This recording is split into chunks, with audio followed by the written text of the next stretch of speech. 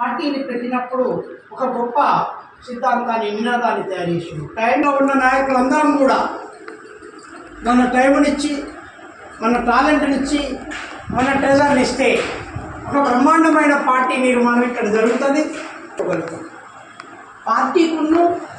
పార్టీకున్న ప్రజలకు అనుసంధానం చేసేది పార్టీ కార్యకర్త నాయకుడు. పార్టీకున్న ప్రజలకు అనుసంధానం చేసేది మనము ఒక మీటింగ్ ఏర్పాటు చేసుకొని ఒక 10 మంది నాయకులతోని ఒక మీటింగ్ ఏర్పాటు చేసుకొని అది కనుక వాళ్ళకు అలవాటు చేస్తే ఖచ్చితంగా రేపు రాబోయే రోజులలో ఈ బతుకులకు రాజ్యాధికారం వస్తుంది. ఖచ్చితంగా మన బతుకులు మారుతాయి, మన మొదలు తిరుగుతాయి. ఎలాంటి దోపిడి పీడలను నేటినటువంటి సమానత్వం స్థాపించగలుగుతామనేటువంటి ఏకైక లక్ష్యంతో ఈరోజు మనం క్యాడర్ క్యాంపును గ్యాదర్ చేయడం కోసం మనం ఈరోజు ఉన్నటువంటి సన్నక సమావేశాన్ని ఏర్పాటు చేయాలి. ఒక సంస్థ కానీ ముందుకు పోవాలంటే తప్పనిసరిగా ఒకటి మనం చేయాల్సిన ముఖ్యమైనటువంటి సమాచారాన్ని పంచాలి. మనం ఏం చేస్తున్నాం, ఎప్పుడు చేస్తున్నాం అంటే కరపత్రాల ద్వారా కానీ మార్గదర్శకులు కానీ ముందే మనం కొద్దిగా బహిర్గతం చేసినట్లయితే ఉంటే ప్రజలందరికీ ముందుకు మనకి బానిసలయ్యి మనవాళ్ళ పాలక పార్టీల చుట్టూ తిరుగుతుంది. మరి మనం ఈ దేశంలో వాటా రావాలంటున్నాం, ఈ సంపదలో వాటా రావాలంటున్నాం, ఈ దేశంలో అందరికి ఉద్యోగాలు రావాలంటున్నాం, ఈ దేశంలో అందరికి భూములు రావాలంటున్నాం, ఈ దేశ సంపదను అందరికి సమానంగా పంచాలంటున్నాం. భారతదేశంలో 10 మంది తింటారు, మిగతా 90 మంది పరిస్థితి ఏందని అడుగుతాను.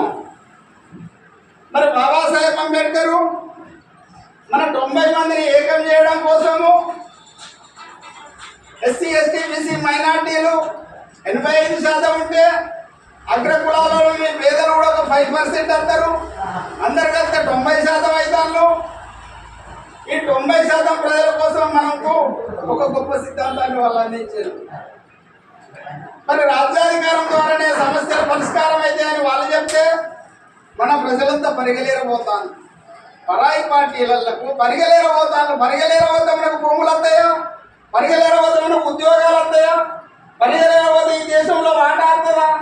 పరిగెలేరబోతే అప్పటిదప్పుడే కంటి తోటి మనం బతుకుతాం. పుట్టుడే మనం పుట్టడి సమస్యలలో ఉంటున్నాం. అడుగు తీసి అడిగేంత సమస్యలే. ఇన్ఛార్జ్ అయినటువంటి మంద జగన్ గారికి మీ అందరికి కూడా పేరు పేరున జేబీలు జరుపుతున్నాను.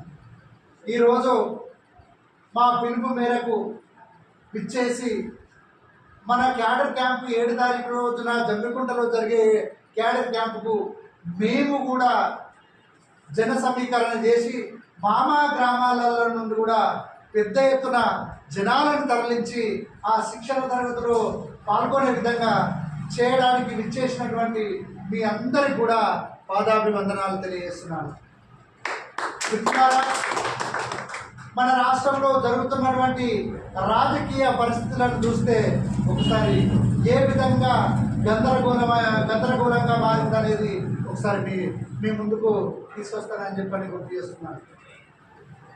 స్వరాష్ట్ర తెలంగాణ రాష్ట్రం కోసం 1400 మంది ఎస్సీ ఎస్టీ బీసీ మైనార్టీ అగ్రవర్ణ పేదలు మాత్రమే ఉద్యమాలకు అట్రాక్ట్ అయ్యి అమరులైనటువంటి ఉద్యమకారుల ఫలితమే తెలంగాణ రాష్ట్రం సాధించుకున్న విషయాన్ని మీ అందరూ గుర్తు చేస్తున్నారు. కరుడు కట్టిన బహుజనవాదులుగా మీకు మీరే ఒకసారి గట్టి క్లాస్ చేయాలని చెప్పి ఈ సందర్భంగా మీ అందరికీ కూడా గుర్తు చేస్తున్నారు.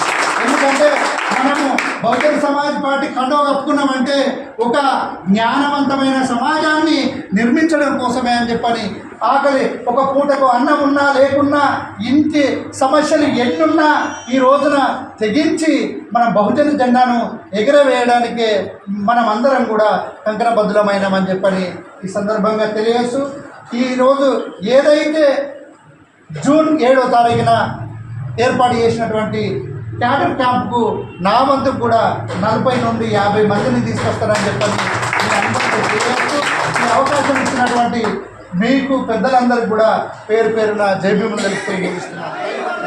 మహాత్మా జ్యోతిరావు పూలే